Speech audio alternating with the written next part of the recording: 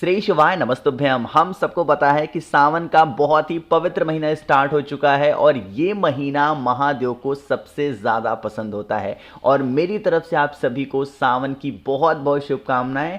भोले शंकर की कृपा, माँ सती की कृपा आप सभी के घरों में हमेशा बनी रहे। तो आज की इस पूरी वीडियो में हम लोग बात करने वाले हैं कि कनेर के फूल को और 2 लोटे जल का ये उपाय आप सभी को करना चाहिए, जो कि पूज्य गुरु जी की कथा से सुन के बहुत अच्छे से बताऊंगा। काफ़ी लोग के कमेंट आए थे, भैया वो कनेर के फूल वाला उपाय एक बार समझा दें जो सावन के महीने में किया जाता है। आप इस वीडियो को कभी भी देख रहे हो, चाहे पहले दिन देख रहे हो या आखिरी दिन देख रहे हो, कभी भी आप इस उपाय को कर सकते हैं, ठीक है ना। चलो, स्क्रीन पे आप सभी को दिखाई दे रहा होगा एक कनेर का पुष्प। मैं आपको बताना चाहता हूं कि कनेर के पुष्प 3 प्रकार के होते हैं। सबसे पहला होता है सफेद कनेर का फूल, दूसरा होता है पीला कनेर का फूल और तीसरा होता है पिंक कलर यानी कि गुलाबी कलर के कनेर के पुष्प। हमें पहला और तीसरे से मतलब नहीं है, हमें दूसरे नंबर वाला यानी कि पीला कनेर का पुष्प लेना है। वो भी बहुत ज्यादा नहीं लेना है, मात्र 1 कनेर का पुष्प लेना होगा। ठीक, कनेर के फूल को लीजिएगा और ध्यान रखिएगा, इस उपाय के लिए हम सभी लोगों को 2 लोटे जल की आवश्यकता पड़ने वाली है। अगर आप लोगों ने गुरुजी की कथा को ध्यान से सुना होगा, सावन के महीने में गुरुजी ने 2 लोटे जल का उपाय तो बताया ही बताया, साथ ही साथ कनेर के पुष्प को उस उपाय के साथ जोड़ दिया, जिससे वह उपाय और भी सुंदर हो गया ना। मैं आपको समझाता हूं।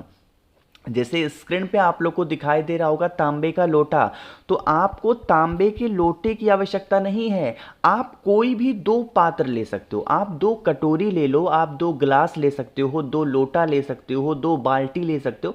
जो कुछ भी आपके घर में अवेलेबल है आप उसको ले सकते हो। चीज़ें क्लियर हैं क्या? चलो, अब इन दोनों चीज़ों को लीजिएगा और सीधा पहुंच जाएंगे देवादिदेव महादेव के शिवलिंग के पास में। सबसे अच्छी बात यह है कि आप इस उपाय को अपने घर पे भी कर सकते हो और आप इस उपाय को मंदिर में भी कर सकते हैं, ठीक है ना। फेस रखना होगा उत्तर दिशा यानी कि नॉर्थ डायरेक्शन।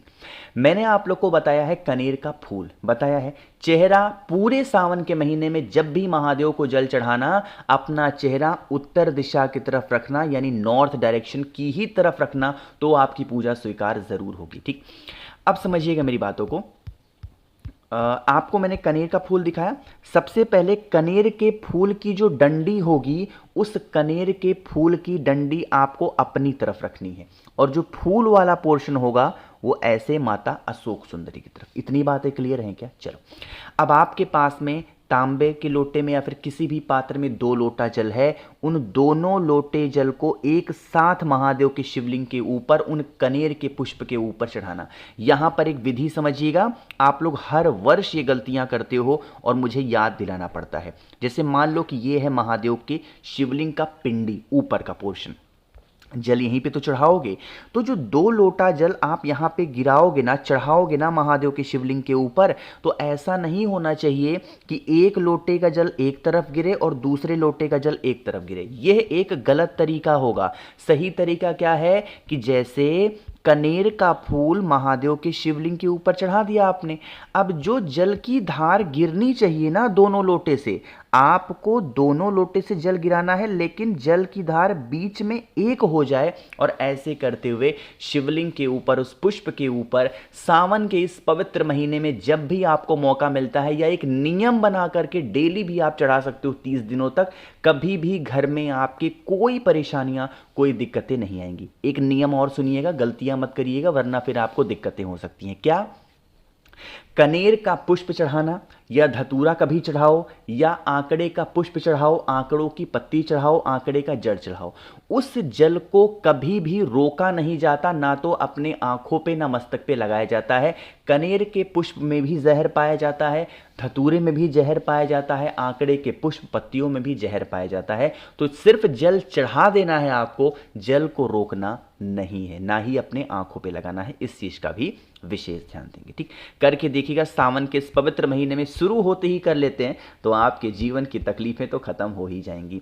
आगे बढ़ते हैं इस वीडियो के हम लोग अपने दूसरे उपाय की तरफ, जो कि हम सभी को बेल पत्र के साथ करना है। अब देखो, सावन का महीना है और बेल पत्र का उपाय ना किया जाए, ऐसा कैसे पॉसिबल है? करिएगा। सबसे पहले समझते हैं उपाय के बेनिफिट क्या होने वाले हैं, फायदे क्या होने वाले हैं। जैसे मान लो कि आप कभी भी बहुत परेशान रहते हो, किसी भी अपनी विशेष को लेके, इच्छाओं को लेके, तो आप इस उपाय को नियमित रूप से करेंगे। क्या करना है, आपको एक बेलपत्र की आवश्यकता पड़ेगी, बहुत ज़्यादा नहीं, सिर्फ एक बेलपत्र ले लो। बेलपत्र के साथ में आप कोई सा भी चंदन, यहाँ पे भले मैं पीला चंदन दिखा रहा हूँ, ज़रूरी नहीं है पीला ही लेना है, आप कोई सा भी चंदन इस्तेमाल कर सकते हो, कोई इशू नहीं, कोई दिक्कत नहीं है ना। अब जो पीला चंदन होगा ना, उस पीले चंदन को अच्छे से हमें लगाना है, या लाल चंदन लिया, जो भी चंदन लिया हो, उसे अच्छे तरीके से बेलपत्र की तीनों पत्तियों पे लगाना है, जैसे मैं लगा रहा हूँ। अब यहाँ मैं वीडियो बनाने के लिए पूरे में लगा नहीं रहा हूँ ताकि टाइम ना वेस्ट हो ना, समझ लो, कहीं से हरा वाला पोर्शन दिखाई ना दे। आप कोई सा भी चंदन लिए हो, ठीक है ना, इसको लेना और फिर तांबे के लोटे में दोबारा से जल लीजिएगा और पहुंच जाइएगा महादेव की शिवलिंग के पास में।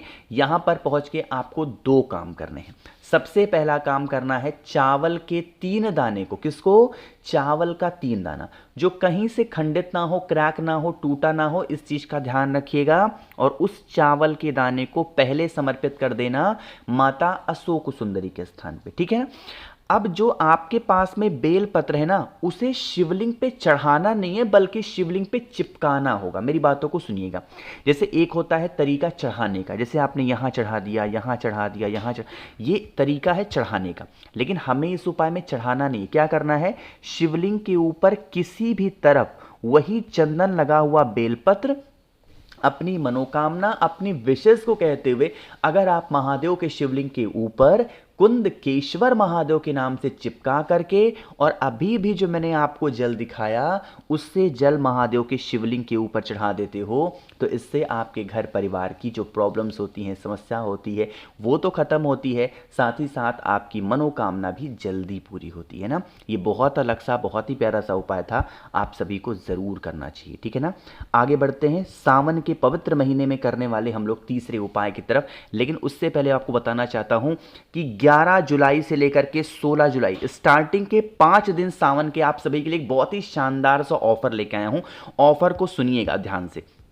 ऑफर क्या कहता है कि अगर आप मुझसे कोई भी रुद्राक्ष लेते हैं, 1 मुखी से लेकर के 14 मुखी तक, जैसे 7 मुखी रुद्राक्ष होता है बहुत सारे पैसे के लिए, 9 मुखी रुद्राक्ष होता है घर में से लड़ाई झगड़े को हमेशा के लिए खत्म करने के लिए, है ना, या फिर 1 मुखी रुद्राक्ष ले लो जो कि भगवान शिव के नजदीक होता है। कोई भी एक रुद्राक्ष लेते हो या सारे, तो इनमें से मैं आप लोग को बहुत सारी चीजें फ्री देने वाला हूं। कौन कौन सी, आपको स्क्रीन पे दिखाई दे रहा होगा एक राखी, रक्षाबंधन, जिसको अपने भाई के हाथों में बांध सकते हो, हल्का सा चांदी का पोर्शन इसमें मैंने लगवा रखा है, ये मैं आपको बिल्कुल फ्री देने वाला हूं।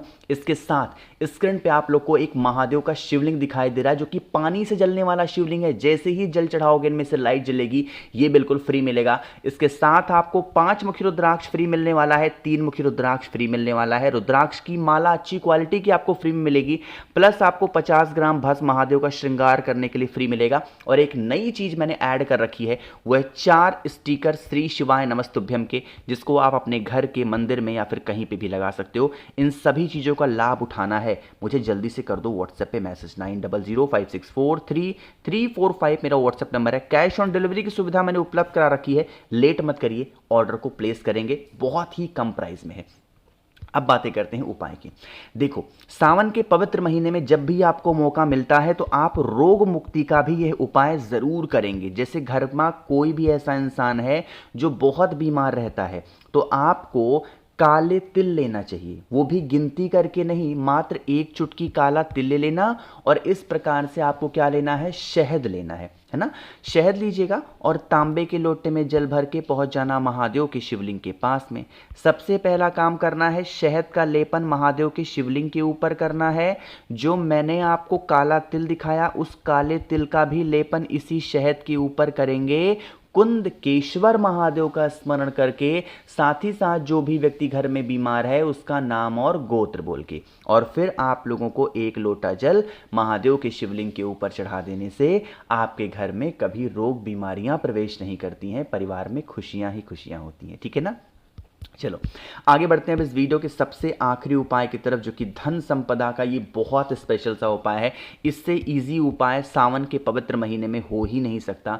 करना क्या है, मात्र एक कमल गट्टा लेना। जब भी आपको मौका मिले सावन में ना, पैसे के लिए उपाय के लिए, दो पैसे का नाम आया है, 7 मुखी रुद्राक्ष अपने गले में धारण करा दो और अपने प्रत्येक व्यक्ति के गले में, जितने भी लोग घर में रहते हैं, धन की कभी कमी नहीं होगी। मान लो मेरी बात, 3 महीने में परिवर्तन देखने को मिलेगा आपको। एक कमल गट्टा लीजिएगा और कमल गट्टे के साथ में एक बेल पत्र लीजिएगा, ठीक है ना। तांबे के लोटे में जल भरो, पहुंच जाओ महादेव की शिवलिंग के पास। सबसे पहले जल चढ़ा दो, ठीक। जल चढ़ाने के बाद में बेल पत्र समर्पित करना और बेल पत्र के ही ऊपर उस एक कमल गट्टे को चुपचाप रख देना और कुंदकेश्वर महादेव का स्मरण करके यह कामना करना कि हमारे घर में धन संपदा को लेके बहुत दिक्कत होती है, हम लोग परेशान हैं, आप हमारे घर से इन सभी समस्याओं को दूर करें। ऐसे प्रार्थना कर लेना, ठीक। तो इस सावन के पवित्र महीने में आप सभी को उपाय करना चाहिए। मैंने कोशिश की है आप सभी को सारी चीज़ों को अच्छा बताने की। वीडियो पसंद आई हो तो लाइक करिएगा, कुछ पूछना है नीचे कमेंट सेक्शन में पूछें, और मेरे जितने भी भाई बहन आवाज़ आज मेरी पहली बार सुन रहे हैं, चैनल को ज़रूर सब्सक्राइब करेंगे। श्री शिवाय नमस्तुभ्यम।